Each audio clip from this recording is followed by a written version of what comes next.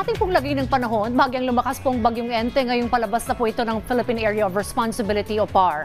Ang sentro po ng bagyo ay namataan ng Pag-asa sa layong 265 kilometro ng kanluran, hilagang kanluran ng Lawag City, Ilocos Norte. Taglay po nito ang lakas ng hangin na 100 kilometro bawat oras at pagbugso ng hangin naabot po sa 125 kilometro bawat oras. Mabagal po itong kumikilos pa kanluran, hilagang kanluran.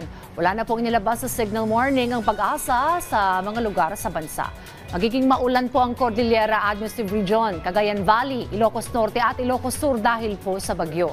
May mga pag-ulan din po sa Pangasinan, Zambales, Bataan at Occidental Mindoro, Metro Manila, La Union, Cavite, Batangas, maging sa Rizal, Laguna, Oriental Mindoro, Northern Palawan at nalalabing bahagi ng Central Luzon dahil po sa habagat.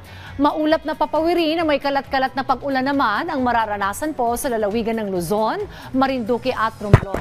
Localized thunderstorm naman ang sanhi po ng pulupulong pag-ulan sa nalalabing bahagi ng bansa.